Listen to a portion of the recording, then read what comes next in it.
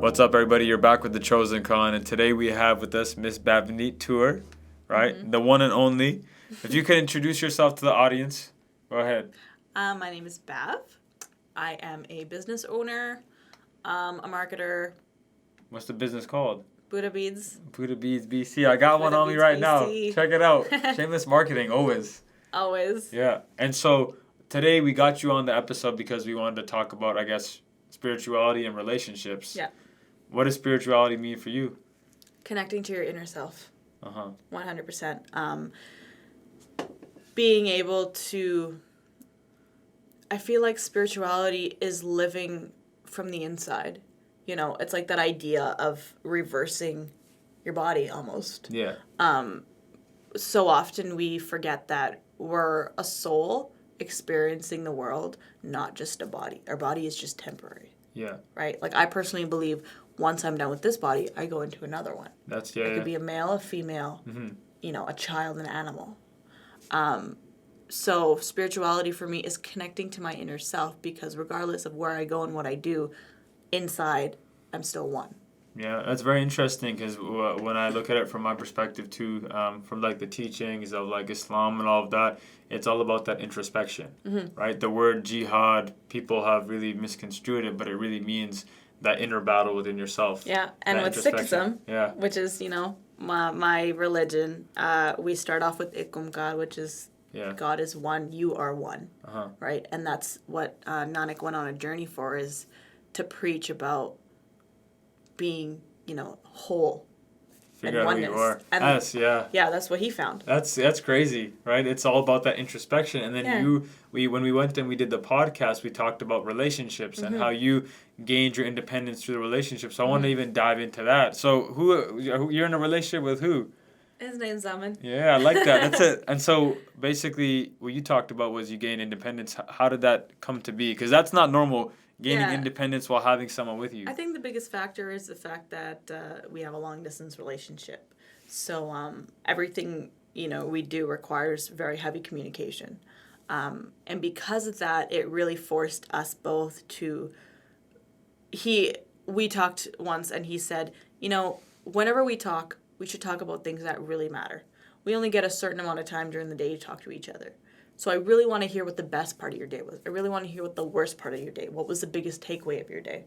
So in order to figure that out, I really had to think and connect to my inner self. When I started my relationship with Amin, that's when I kind of went through my awakening in my phase of finding myself and seeking spirituality. So I spent a lot of time alone. I started to meditate. I started to really just wanted to figure out what my purpose was on this planet. And he always encouraged that. He always told me, spend time alone, do things alone, go spend time with other people, go hang out with people, go to events. And it was just a constant back and forth of us just trying to make the other person a better version of themselves. Yeah. And through that, I found that it really pushed me to be my own person.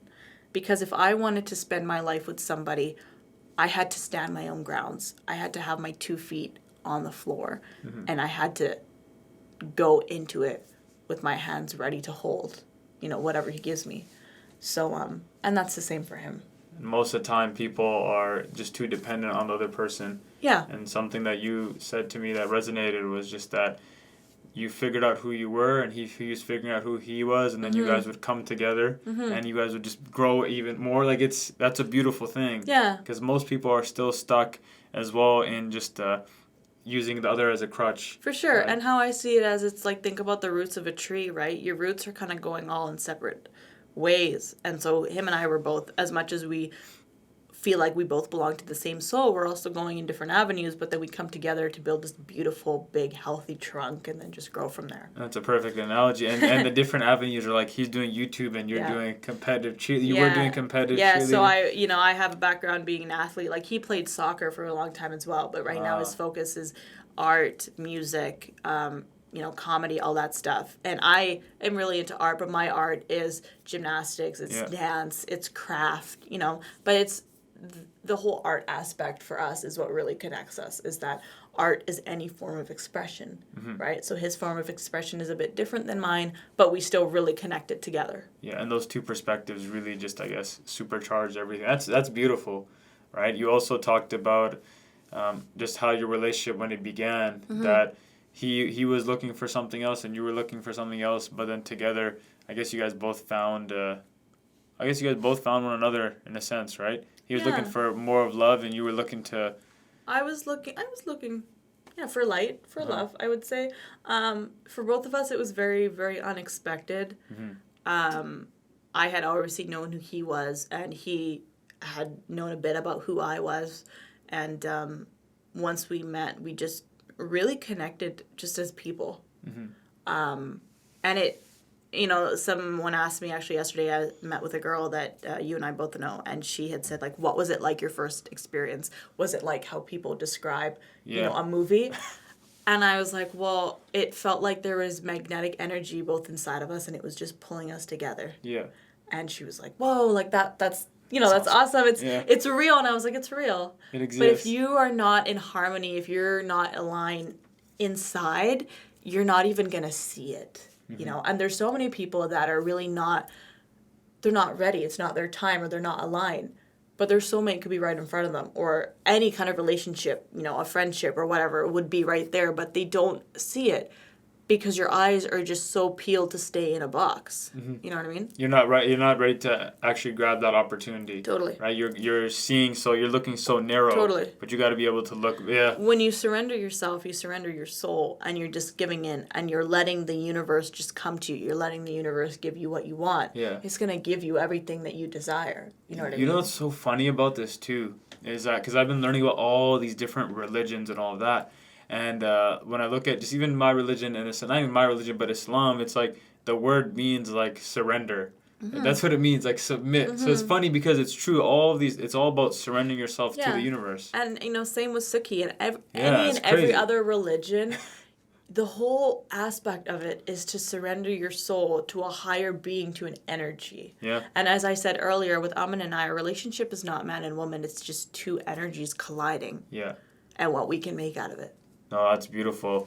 We dove into a lot of different things. We dove into Bhavneet's mom and dad, how they had their love story in India, right? They're gonna see this and be like, I can't believe you told everybody. No, but it was beautiful. Cute. It was definitely cute. And then we dove into just the Amin's family and how it was different, right? Maybe they weren't as open at the beginning, and that's like what a lot of us face too, where we have maybe very hyper masculine fathers, right? Closed off mothers. Who knows? And so if you want, check out the full podcast, because we really dive into a lot of different things there. Like, I'm still reeling from it. I need to find my independence. I know Luke also needs to find love. Yeah, both of them together. Let it come to you. Yeah, it'll come. Just drop your shield. Yeah. Put it out to the universe. It'll come to you. It shall come. All those girls in your DMs. And there's no females in my DMs. But there's Luke, man. That's what I found. I found right there, my partner. So thank you all for tuning in. Check out the podcast. And if you want to connect with Bhavneet, and I'm telling you, you should connect with her, because she'll give you some love advice and some spirituality advice. And check out Buddha Bees as well. So all over the place, but we're going to have all your information at the top. Cool. And thank you all again for tuning in. We love your feedback. So thank you. Peace.